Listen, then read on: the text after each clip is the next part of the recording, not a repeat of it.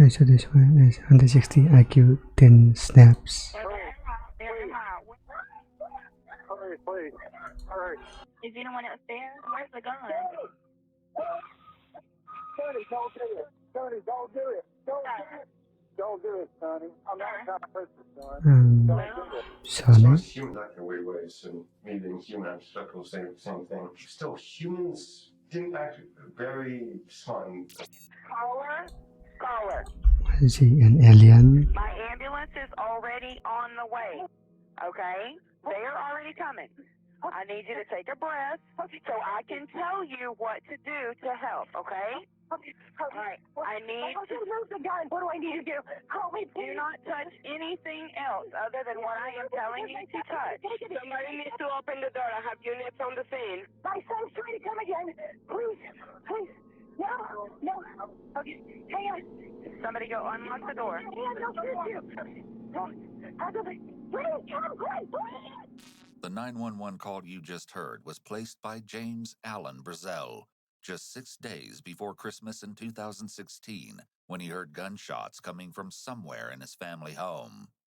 Allen raced through the house to find his stepdaughter Ashley and her 16-year-old brother Sonny standing over her with a gun in hand. His wife Nicole screaming in the background, Allen frantically called for help. As haunting as the 911 call was, the interrogation would turn out to be even more chilling. 16-year-old Sonny proves to be one of the most stoic and emotionless suspects we've ever seen. It's hard to reconcile how someone like Sonny, with an IQ of 155 to 160, described as highly to exceptionally intelligent, has landed in this seat. When police Right, seems like he's not that intelligent since he got arrived caught. on the scene, they found the festively decorated exterior of the house masking a horror scene inside. In an exclusive interview, Allen and Nicole Brazel recount what they can remember from that terrifying night. Later, we'll hear from Sonny himself. Ashley said she was going to go to bed. Sonny was going to go to bed. He's been awake too all day and at work. So everybody was kind of tired. Allen was already, I think, in the bedroom. I think he came and told everybody good night. I went straight into the room. I just heard put on my robe, and I think Ashley was going to go ahead and eat some soup that I had cooked. As soon as I go to sit down on the bed, the light's already off in the bedroom, I hear what I think is firecrackers. It's all my mind. Pop, pop, pop, firecrackers. Sonny being such a mild kid and Ashley being, they both were kind of It's like little not professors, fireworks. responsible kids. They got great grades in school. I know that I bought firecrackers for New Year's Eve. And I'm thinking, I cannot believe one of them let off firecrackers, because I hear Ashley say, Sonny, very surprised, in shock. That's all I hear through the door. And then I hear firecrackers. So I throw back on my robe, because I don't have clothes. I throw back on my robe. Allen jumps up, and so I go outside. I mean, I am furious. Like, what? Who let off firecrackers in the house? What? I can't even believe they would do this. Either one. I don't even think either one would do it. I was closest to the door going out into the hallway. And whenever I heard it, pretty much immediately I knew what it was, because I am a country boy. I'm a country boy. I'm a hunter, and I have guns, and I've always had guns. So I immediately knew what You get the gun just laying around. it was, but I didn't put it that it was somebody from in the house, like Ashley or Sonny. I thought somebody had came in the house, like a break-in. So I immediately reached down and grabbed my handgun and started toward the door. And something told me, don't take your gun out there. And of course, you have these conversations with yourself really, really fast. Like, are you crazy? I'm not going out there, because I knew it was gunfire. And I'm like, I'm not going out there without some kind of protection. Heard it again pretty much, don't take your gun out there, put it down. So I put the gun down and I kind of tossed it on the bed and headed out the door. And when I got there, I immediately saw Sonny standing there, and he had a gun in his hand. Of course, I didn't know where he got the gun, because it was a Christmas present that I didn't know about. So I yelled at him. I said, Sonny, I said, put the gun down. He was immediately obedient, as he always was. So it was not his gun. And he leaned down, he put the gun down, and I kind of grabbed him by his shirt. Why did he get the gun? I mean, he's only 16. Kind of scooted him or slung him over to the side up against the hallway there. And I said, you stand right here. I said, do not move.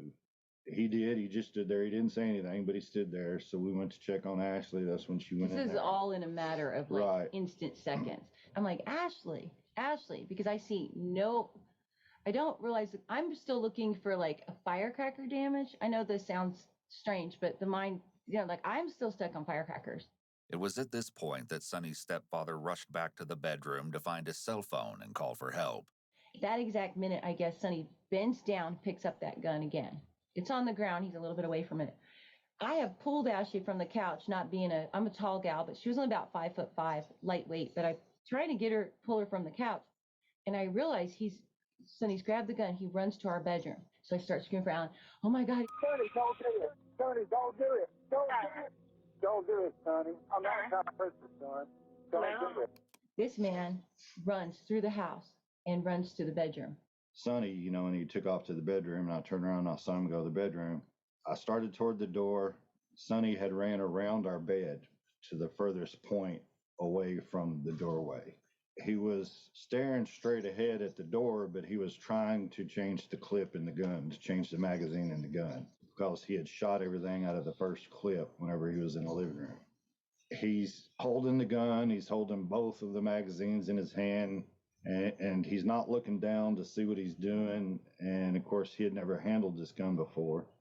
So by the time I ran over there, he pushed the magazine into the gun, and he stuck the gun up to my chest from where I was at this point in time. I was up right in front of him, and I was fixing to grab a hold of him. And he was just kind of staring straight ahead, and he just started pulling the trigger. He had put the same magazine back in that he started with that was empty. If he had gotten the right magazine, I wouldn't be here today. I definitely wouldn't have made it. And so definitely had the intention to kill I snatched the his gun and parent. everything out of his hands, and I grabbed him and just kind of walked him into the living room and set him on the little love seat. And he was kind of looking over the living room where Nikki was still in there with Ashley on the floor. And he's still in dad mode. He says, "Sit right there and don't move," which is shocking to me because of the situation. And the most wicked, horrible, heart-trembling, terrorizing thing happened. I'm doing this, and I look up. He's trying to unlock the door so then the police come and get a towel. And I mean, I'm frantic. His eyes are all the dark. Suddenly, now this is someone I've been with just 30 minutes. This is my son, right? We've all been eating and snacking and on a video chat. Everything around here has become dark black, and the voice that comes out of the mouth says, What did he say? because I'm literally hysterical at this point. I'm screaming, "What happened?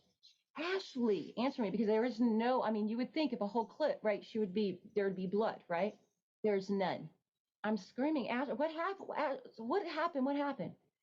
I hear the most darkest, deep voice say, "She can't talk to you. She's dead." When police finally arrived to take control of the scene, they found bullets behind the couch and in the storage drawer beneath it. The gun was found in the master bedroom, where Sonny's stepfather had left it after taking it from him. Police were put in the peculiar predicament of having both a suspect and weapon already established before they arrived. As paramedics raced to save Ashley's life, investigators arrested Sonny Kim and took him to be questioned before he learned his sister's fate. Please note that throughout the interview, police addressed Sonny by his middle name, Christopher. The following never-before-seen footage has been analyzed by a qualified team, including a licensed professional counselor, a licensed clinical psychologist, and a licensed attorney. Sonny spends a good deal of his time waiting to speak with officers, Why did he kill? conversing with himself. While the audio isn't easily discernible, he appears to be talking about computers. What's wrong with this guy? Yeah, it was their top. It was supposed to be. I think it's computer. So it's supposed to be $5 million for their selling whatever.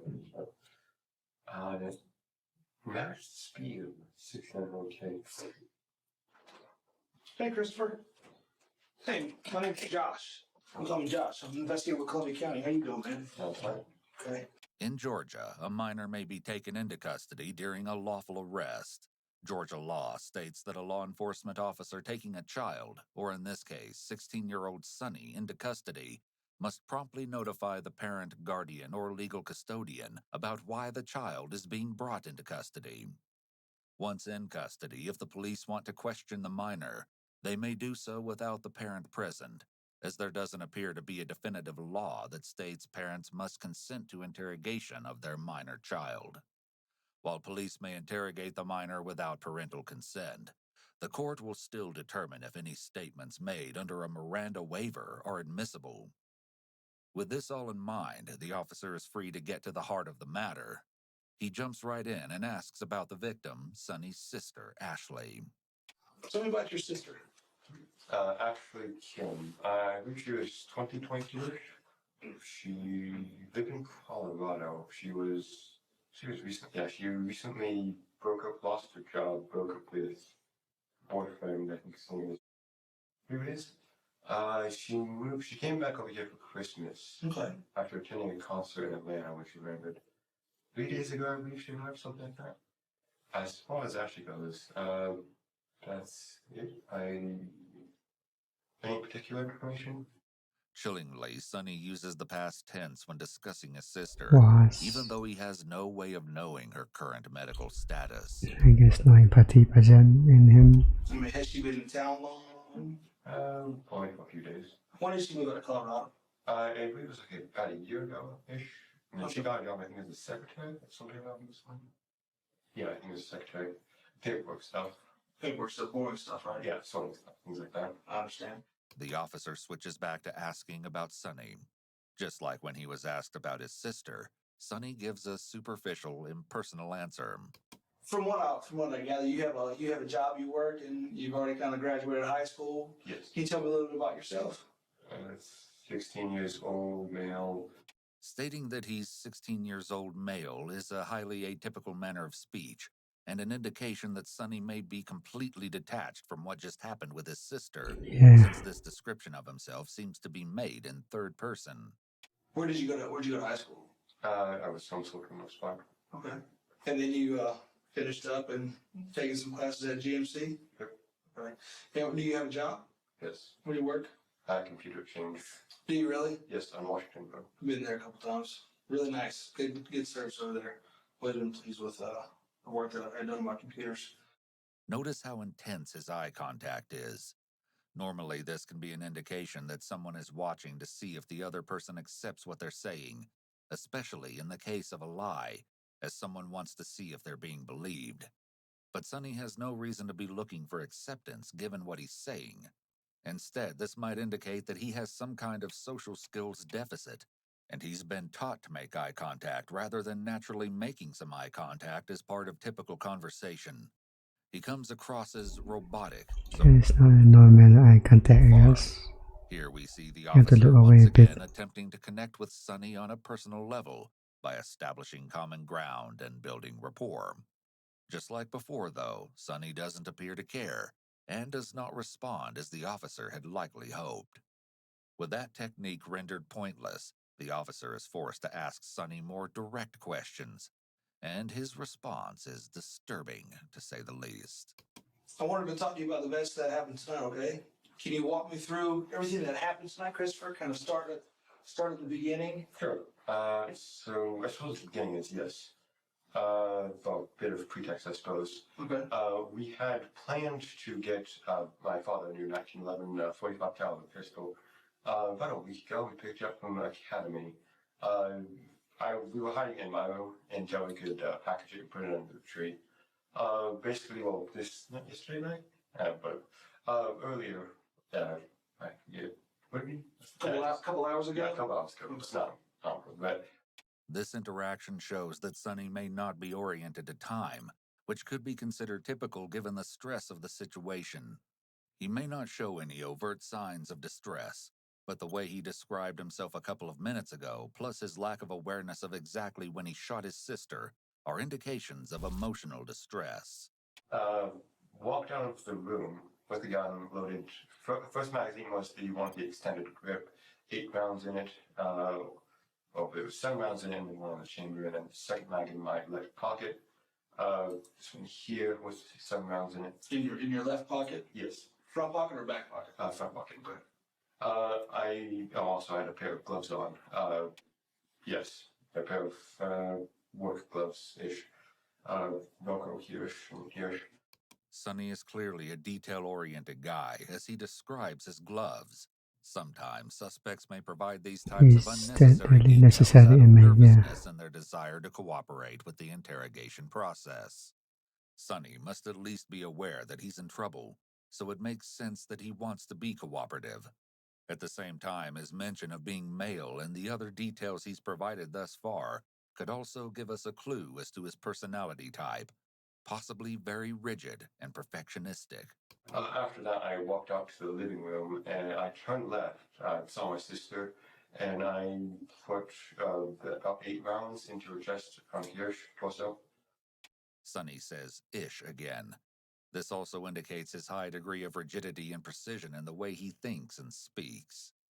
Sonny also maintains his highly formal and rigid manner of speaking, as if he was providing step-by-step instructions to someone or telling a story. He's markedly detached from the actual Like telling how to make a pizza. event. His voice remains even, and he still is showing no signs of overt stress. After that, both of my parents ran from their bedroom door. I came up the stairs behind the door, held both the gun and the magazine in my hands, and then dropped them on the floor while they were watching me after they come out. My mother rushed to my sister's body. My father started calling 911 or 911. The way that Sonny presents being really out of touch with reality and definitely out of touch with emotions and empathy is similar to another case, that of Michael Hernandez. Michael told investigators that he wasn't angry when he killed his friend, Jaime Goff, but that he wanted to try murder. I was planning to murder him. And is there any specific reason why you planned this? Yeah, this guy is to the point. And once they did that, yes, so the gun was left on the ground. I believe about 10 to 20 seconds after he started calling, he walked away, and I went for the gun and grabbed the extra magazine from my pocket. However, I'm not very skilled in firearms, so I didn't load the magazine correctly and wasn't able to chamber a round. Attempted to shoot my father once, and then I feigned putting the gun down and then tried to shoot him again.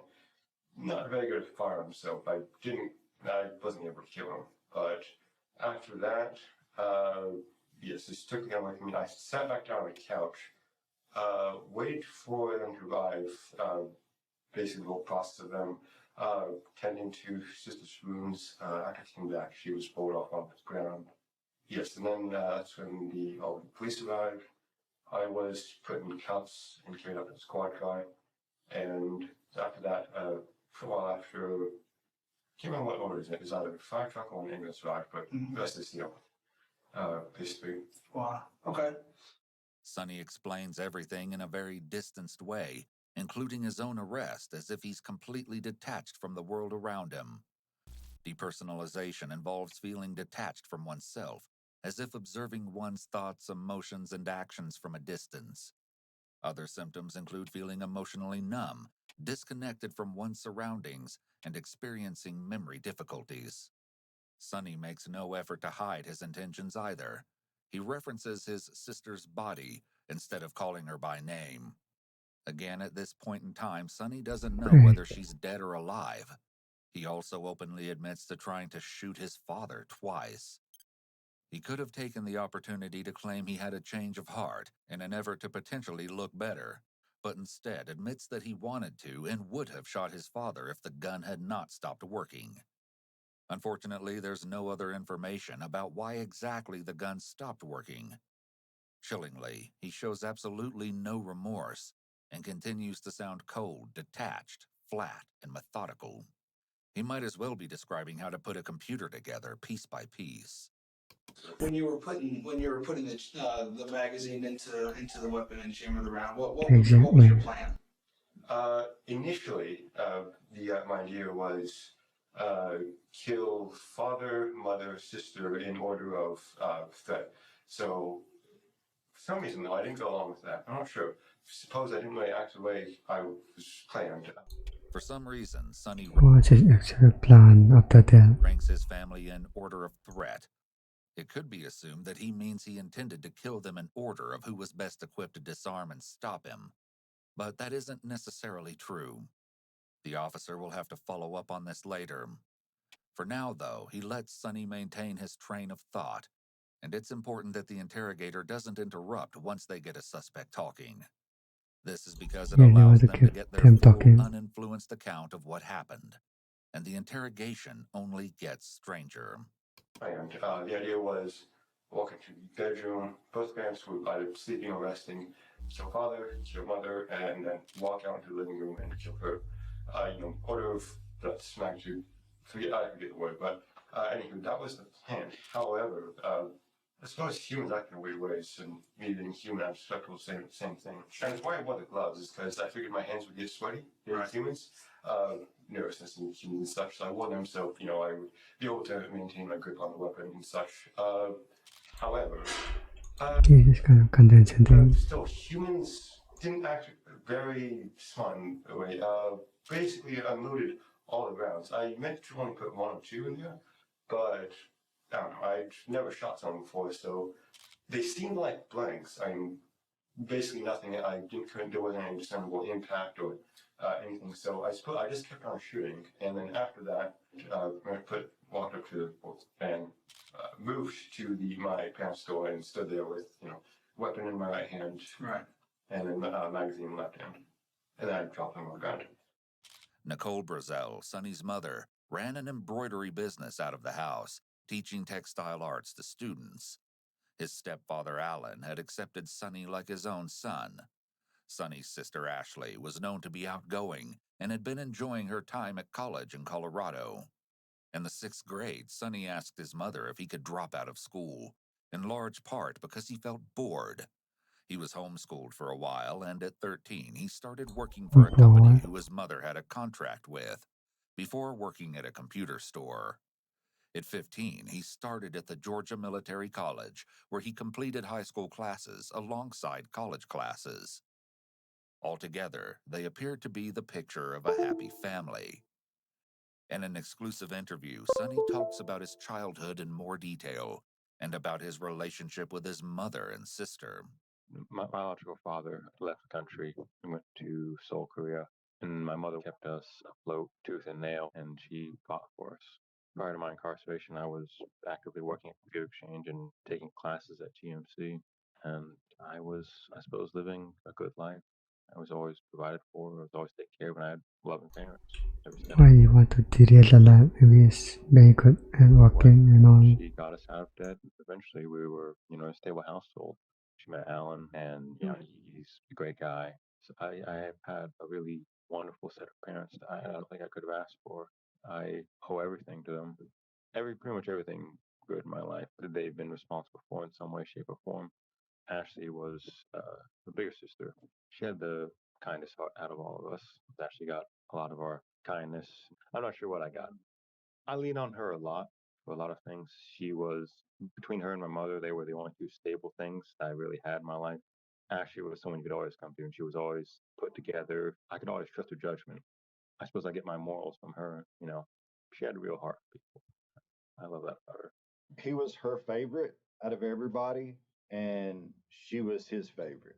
They had the most in common. They were both very smart, very high IQs. Yet Sonny manages to erase all of that personality and all of that love in the interrogation room. This clinical and detached way of speaking appears to be a symptom of depersonalization, which is closely related to dissociative amnesia and dissociative identity disorder, 2 very serious mental illnesses.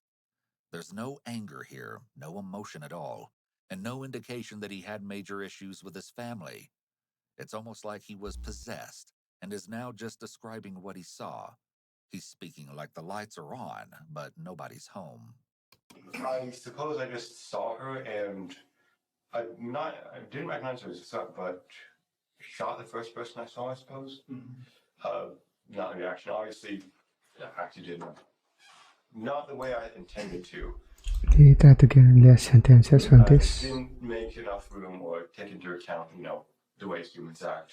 Right. Mainly me, as far as humans go. Yeah. So, with Sonny so forthcoming regarding the details of the crime, the investigator seeks to confirm what Sonny's stepfather, Alan Brazel, told them about the crime. When your father went to chase after you in the bedroom, what bedroom was that? It was the largest bedroom. It's the master bedroom, the one where they sleep. Okay. So yeah, I had a large king size bed. And you told me that you had, at that point in time, he had dropped the weapon, and Yes. then you reached down and picked it up about 20 seconds later. Is that correct? It was about 2-3 feet, about a meter away from me. Right. So I went from the จังหวะที่ drop weapon grabbed it, and then ran off, and then eventually take the magazine from my pocket. What were you trying to do when you ran away? My plan was to grab the weapon and load the magazine and shoot my father, and then shoot my mother. Okay. And your father ran after you, yes, and caught you in the bedroom. Yes. And you did not have a chance to load the magazine at that point in time, or what happened at? I did load it, but I fumbled with it, and I did load it into the gun, not all the way though. Right. So I wasn't able to pull back the hammer all the way, so I'd slide back all the way. The second time after I feigned putting the gun down, after he told me, don't do it, etc. After I put it back, I tried to send the magazine back in with the back of my wrist about here, right, and then pull the slide back out, but that didn't solve it either. So he ended up taking the firearm away from me, okay, and then walked back to the living room. Did you attempt to pull the trigger while he was coming at you? Yes. Okay. Both times. Both times. And both times it failed to fire. Is that yes. Right? Okay. And that's when your father caught up with you and took the weapon from you. Did you say anything to him after that, or what happened after he got the weapon from you? After that, I basically he ran back into the living room, put the gun down on the ground, across the living room, away from the couch where I was sitting, which was red. Oh, see, I read my parents called it. It was a red couch, and he placed it on the other side, and then helped my mother in attending to my sister's wounds. After he put the gun down on the ground, I did consider either running to my room where there was a loaded shotgun, or running for the gun. However, I didn't act on either, so I figured my chances were low of getting either done, so I didn't think it was worth it. With Sonny's confession recorded in more than sufficient detail, we can now tackle the question of why Sonny decided to undertake such unprovoked violence. That's what I was waiting. What were you thinking about? What made you want to kill your sister and your parents tonight? What's been going on? Well, it's been pretty good, actually. I've got a job, had classes, it's going pretty well. Yeah. Nothing really is bad been happening to me. Nothing pretty good fun. Nothing bad. You just wanted to do it. Not even wanted. I just did. Okay. Let's back up. Excuse me. A few minutes ago, we were talking about when you were loading the putting the rounds in the magazine, and then loading that magazine into your weapon. And you said that the initial plan was to go to your parents' room and then shoot them first, and then go into your living room where your sister was and then shoot her. Yes. What made you deviate from that plan? I don't know. When I first saw my sister, and the first thought, I suppose, was, I don't know, I was supposed to go to my parents' room and kill father and mother, but I saw my sister, and for some reason, I don't know why. There's some PC going on. I remember the magazine into her torso. Is there any reason why you wanna kill everybody? I mean, did they hurt you? No. Have they made life miserable for you? Are they abusive to you physically? Not now. None whatsoever. There was no reason for it. It just. Mother person. I can think of. Okay. In 2 words, Sonny provides what could be very important information. If he had been abused as a child, this may give some insight into his detached behavior, as ongoing physical abuse is often the accepted explanation behind pathological dissociative behavior or disorders. This could be in reference to Sonny's biological father, who was allegedly neglectful. But Sonny doesn't elaborate, so the officer tries honing in on a different part of the crime. What made you want to kill your mother and father? There wasn't really any motivation for it. Actually, one thing, no, I told you about trying to shoot my father and then failing and then trying again. Never mind. But as far as motivation for killing my parents, none really existed. My father did a lot of the chores. My mother worked quite hard at her job. Father assisted my mother at her job. I mean, they we all had a relatively good life. That's right. Did you get a sense of satisfaction when this was going on? No, I didn't really feel anything. And your mother was tending to your sister's wounds, like you said, and you were considering, when she was asking you why did you do it? Did that a number of times. Yeah, I'm sure. What was running through your mind when she said that? At the moment, the only thing that I was thinking of really was either the gun, and then after, the gun or the shotgun in my room passed through my mind, I didn't really think of much. It was just sort of... You were still in your plan mode of, can I get a weapon and kill mom and dad? Yes. Is that what you were thinking? Yes. Did that make you happy? No. Did it make you sad? No, I didn't really feel much. It just sort of happened. Do you have any idea why it just happened? Yeah, that is not it. Really. Sonny's answer of not really here is interesting. He actually seems to not understand it himself. No, I was going to say that an opportunity presented itself to kill my family, and I just did it for no reason, but having had weapons in my room for basically 1 or 2 years now, that's, I've had the opportunity for a while. Well, why did you decide tonight? Tonight was, I suppose it was a bit spontaneous. Yeah, I thought it was 6 days to Christmas or something like that. But my mother would come in and, perhaps wrap the gun the next day or something along those lines. So I figured the likelihood of her wrapping the gun the next day is fairly high. So best to do it now while I still have access to the firearm.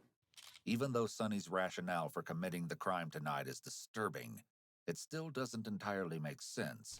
Even if the gun had been wrapped and placed under the Christmas tree, Sonny would have still had access to it and multiple other firearms he could have used in the attack. Is this something you thought about doing for a while, or is this something that you've been thinking about for the past couple minutes? It was sort of impulsive and not really something I've considered before. Here, Sonny expresses an impulsive element to his actions, which supports the fact that he may struggle to differentiate between his thoughts and the reality of acting out his thoughts. What ultimately made you decide to shoot your sister in the chest? I don't know. Something in my, I can't remember what it was, but something in my mind basically led to me loading the gun, and that, what was it doing? Something interesting happens when Sonny tries to talk about what was going through his mind in the moments before the shooting. So he goes blank. Spoken up to this point, Sonny starts to stumble over his words, giving only partial thoughts and attempting to start his sentence over. Something in my, I can't remember what it was, but something in my mind basically led to me. When he isn't able to describe what he thought or felt, he reverts to talking about the physical details. But basically ended up loading the gun, and after the gun was loaded in my bedroom, I walked out. And I suppose at that point, I don't know what I was thinking, but I suppose I just shot it. I don't really have much of an explanation. Okay. What emotions were running through you when this was going on? Not much. Were you happy? Were you sad? Or did you care? Just kind of stood there, I suppose. Okay. The stuttering and stumbling over emotional words is likely a sign of anxiety, so he retreats back into the world of dissociated details. This could be due to a lack of comfort or understanding of emotions to begin with. Do you think in killing your family, it's wrong? Yes, it is socially and morally wrong. Okay. And didn't you think you were going to get in trouble if that was to happen? Yes, I was certainly going to be apprehended by the authorities. Okay. But you still went through with it anyways? Yes. Why? I don't know. Either it was out of curiosity, boredom, or something else. Chillingly, curiosity or boredom could have very well been the case, as Sonny admits. Although he seems to lack empathy, there's a degree of self-awareness here. When a person lacks empathy, there is little to no attention placed on how another person would feel. The presence of empathy is critical because it is, in large part, what directs moral decision-making. Without it, someone like Sonny may just act on impulse or out of sheer curiosity or boredom. Sonny identifies over and over that he doesn't understand why he did this. It's just sort of happened. I don't really it's either I don't remember, or I'm suppressing memory, or there is no reason. Getting towards this, there's not really much of a reason. Sort of like an impulsive act. You knew you were going to get in trouble. Yes. You knew it was wrong. Yes. You knew you were going to get caught. But you didn't care. Yes. Altogether, the detective interviewing Sonny has acquired a significant amount of evidence. The only remaining missing puzzle piece is the motive. With enough material to charge Sonny, the question of his motive will be left to be uncovered during trial. All right, well, give me just 1 minute. I'll be right back, okay? They're done. After the officer leaves, Sonny immediately goes back to talking to himself. Well, no, see, the 1060 would be. Graphics Oh, card. no, yeah, we moved on from GPUs. It was holy. Enzo. No, not Enzo. Vython, that's what it's called. AMD's new AM4, DDR4, etc. architecture. I can't remember their chipset names. Yeah, the chipset names were really just like, I can't remember what they were. What was like? Schizoing. Yeah, so DDR4 a bit late. I mean, it's sort of meh, but I don't know. It only takes 3 minutes for the officer to return and tell Sonny what charges he will officially be facing. All right, Christopher. You are going to be arrested, okay? You'll be arrested for murder. Yes. Murder for your sister. Aggravated assault on your father for trying to shoot him as well. And then possession of a weapon during the commission of a felony, okay? You expected all that, though, correct? Yes. Okay. Well, we're going to move forward with the charges. I want to let you know that that's, as of right now, what you're going to be charged with, okay? Okay. So just hang tight. Someone will be with you shortly, and we'll get this underway as far as getting you transported to the jail and booked and everything like that, okay? Okay. All right. Tragically, Ashley Kim succumbed to her injuries before the paramedics arrived. Emergency services attempted to resuscitate her, but they were unsuccessful. She was declared dead on the scene shortly after Sonny was arrested. In our conversation with Sonny's parents, they remembered their daughter fondly. She was the pretty girl that was Nice. unmistakably not a mean girl. Yeah, she wasn't a mean girl. She had a good heart. Good There's a lot of people that spoke at her And this is kind of that sucks. said, Ashley didn't have to be nice to me, but she did. She didn't hold grudges. She was a free bird, free spirit. She was a free spirit. She was full of love. Love's the greatest power, and she was full of love. She was. She was very kind, very loving. Mm-hmm. Like I said, everybody loved Ashley. She loved absurd things. Oh, she had a terrible sense of humor about, like, what is it called? A dark sense of humor. She had the darkest sense of humor, just like the most morbid things. Her and a sister of mine too. She loved morbid. That's the thing I miss most about, like, her laughing, because she would giggle about, like, things that she's somebody you couldn't sit next to at a funeral. You could not. You'd be like, sit over there because you have me laughing. Everyone's going to be looking at me. Ashley loved people. She saw the goodness in people. She really, really did. So many times. Matter of fact, she's who helped me forgive my ex-husband, because I felt like he had really bailed on us. She was like, he wasn't ready to be a dad, Mom. She had such a forgiving spirit in her giggle. I always will never forget her giggle. I thought I would at one point. I was grieving. She had a funny giggle, and she had love. And to honor her memory, I choose love. I choose to forgive everyone who's made a mistake, not just Sonny. I choose to live Ashley's joy, because she had joy, because she chose forgiveness, because, that's weighty. An autopsy confirmed Sonny's claim that he had shot Ashley 8 times. She had wounds on most parts of her body except for her head, including her arms, legs, and chest. Despite the extent of her injuries, her death was not immediate. It was determined that Ashley's lungs had filled with blood, and she'd perished while her parents attempted to administer CPR before the ambulance arrived. However, her injuries were so severe that it was unlikely Ashley could have survived, even if help had arrived sooner. While their parents were likely grieving the massively traumatic death of one child at the hands of another, Sonny remains unbothered as ever. After learning of his sister's demise, Sonny simply checks his watch and goes back to talking with himself. I don't know, because the thing is probably it would be kind of any these things. I mean, like their R7 was like Netflix 4K was only like on Windows 10 and 6 years, something like that. By the way, and Windows 10, sure. What is this monologue? Even if it's not telling you when it's Windows 10. My casting was right because we've seen some blender. What's not blender? I'm not sure what. It's got animation, UV mapping, and two. Even when officers arrived to take him to jail, he remained stoic. Press still.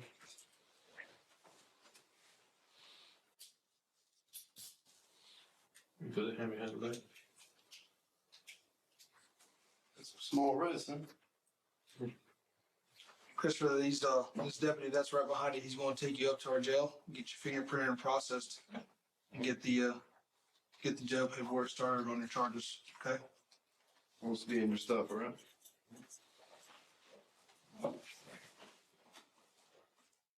With Sonny detained, experts were left to ponder his blatantly absent motive. There seemed to be no reason for him to shoot and kill Ashley, and then attempt to kill his stepfather, Alan. So yeah, she was my moral compass and my safety net and big sister, all of that. Experts could not come up with a full explanation for his actions, but they did develop a theory. It was possible that Sonny's abrupt, out-of-character violence was possibly caused by a psychotic episode. He didn't realize for a long time. It was probably 8 months, maybe, before he even realized it. Most people will Probably. not like my answer, but the Sonny that night when this happened was my son's body, but it was not his spirit. Sonny was not there. Was there ever any kind of emotion on his face? Not for a year and a half. And it was bad enough that he basically, while he was in juvenile hall, awaiting trial, he had no taste. Everything tasted like burning plastic. He had a psychological snap. Something happened. They explained to us later that everything tasted like burning plastic, all the food he was eating. So the only thing he could eat was plain dry cereal. That's what he lived on. Sonny apparently told a psychologist that his memory of the murder felt like watching someone else, or looking into a parallel dimension. I felt like the strings had been cut, for lack of a better word. This is the textbook definition of a depersonalization episode. And identity. Although a psychotic episode is a possibility, Sonny isn't showing any indications of psychosis in the interrogation room. He may be talking to himself, but this could be due to stress or nervousness. It's not sufficient to conclude that he's psychotic. Sonny shows no signs of delusional thinking, and he doesn't seem to be responding to hallucinations. His thought process is logical and coherent overall, though he demonstrated indications of a developmental delay like autism spectrum disorder. Typically, psychotic episodes are preceded by changes in behavior that would have been evident to his parents or other adults, though this is not always the case. Sonny and Ashley's parents once again weigh in on this incredibly complicated aspect of the case. The thing I want people most to know is I know a lot of people have said since this has happened, well, what about Ashley? And why can you still be loyal to your son? I'm loyal to my son because, like I said, he was not there. It was not done in some kind of malicious intent. There was no fight. There was no argument. There was no fuss. There was only love between him and his sister. There was nothing crazy going on, nothing funny going on. It was just unbelievable that it happened.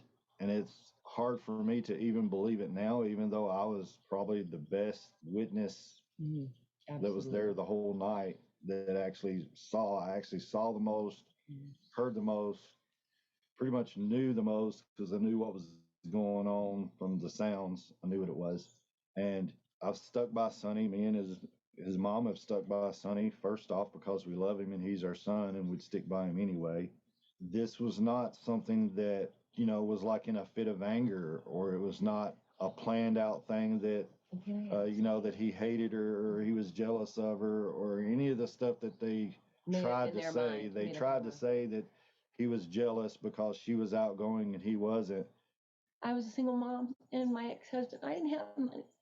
And this wonderful man wasn't in my life yet. And I think back about the time she had to babysit because I couldn't afford a babysitter and be at my shop. Because she babysat him, he holds so many character traits of her. And I know other people want him destroyed, but he's all I have left of her. Additionally, while awaiting trial at Regional Youth Detention Center, Sonny reportedly harmed himself multiple times by slamming his head into the wall and biting himself so hard that he broke a tooth. Eventually, he was diagnosed by several doctors with Asperger's, along with undisclosed disorders that are similar to schizophrenia. As a result of this potential diagnosis, Sonny's defense team attempted to have his confession dismissed, claiming that it was not given when he was of sound mind. The judge ruled that while the diagnosis could be valid, a psychotic episode or any of Sonny's other diagnoses would not impede his intelligence.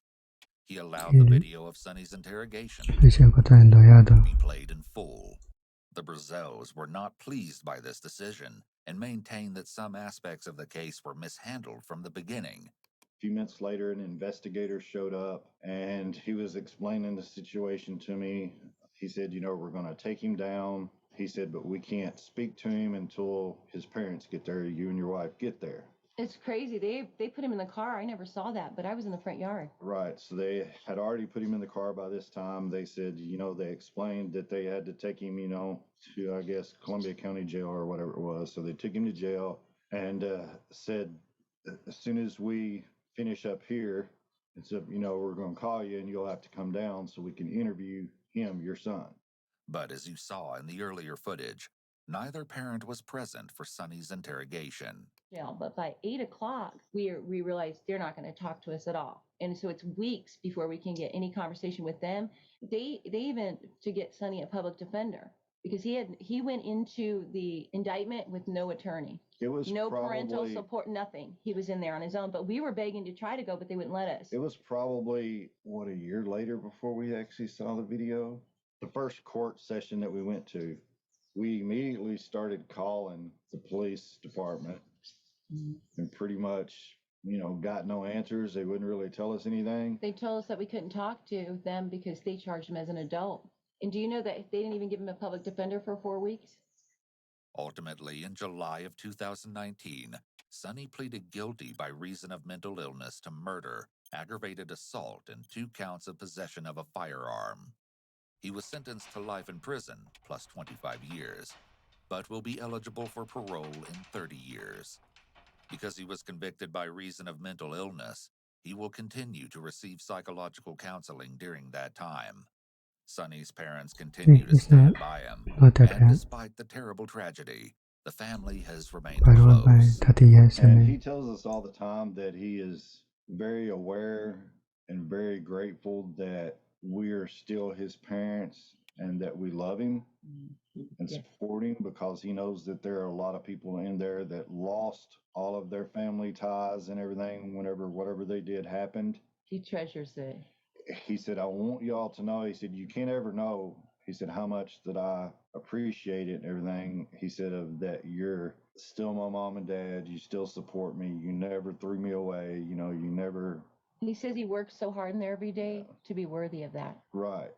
In our exclusive interview, we asked Sonny if he remembered the day of his sister's death. I do, yes. It was terrifying for me. It's the strangest feeling, and it probably sounds ridiculous, and I know it will, but when I walked into my room, the second I walked through my door frame, there was a shift. There's something different. I couldn't really think. My body was moving, but I wasn't able to think. We asked how long it took for him to start processing what happened. I think I'm still struggling with it to this day, but I suppose for the vast majority of it, I didn't speak for those first 3 or 4 months when I was at the juvenile detention center. I still don't really know what to think. There's these times when I've broken down. I can't saw this at all. My brain's won't let me process it. Every time I try and think about it, I still don't fully process what's happened. I know empirically what's happened, but to this day, I don't understand why it happened. With this response in mind, we asked Sonny if he worried that a similar incident could happen again if he was released. Yes, absolutely. Okay. It's always there. I was kind of eager to accept a plea deal. Already kind of consoled myself with the thought that I'll be spending the rest of my life in prison, and I'm okay with that. And I don't really know if I want to be around my loved ones, knowing that something like this could happen. On a lighter topic, we asked Sonny to tell us a bit about his life now and what his days look like. Yeah, this is We honest. normally eat breakfast at about 7 o'clock in the morning. And for me, that's when I wake up. My activities used to be different. I used to teach a math class, but nowadays mostly I just have self studies, write a few stories. I like to read. I used to be really active, going to the library. I've lost a lot of that energy now, and most of my days are just spent idling, I suppose. We asked Sonny what people could learn from his circumstances, and he offered us some remarkable insight. If you do have a family member, a friend, son, daughter, child, whatever that is, experiencing symptoms of disassociation, right? If they're too withdrawn from their environment or their surroundings, important that they be associated with something in the world. It's important to not let people get too far gone. With Our something final that's question was very about bad. Ashley and what Sonny would like all of us to know about her. She was one of those rare people in the world that cared out of her heart, and she didn't do things out of some desire for potential gain or benefit. She cared for everyone, regardless of whether or not she knew them. I have a lot of great memories of my sister. I'd say if there was one thing I'd want people to remember is that she was the kind of people that is very rare, genuinely cared about people around them. And I loved her for it.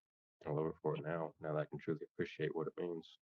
We want to extend the utmost gratitude to Alan and Nicole Brazell for being so open and for allowing us to share their side of this Okay, heartbreaking that's very good. case.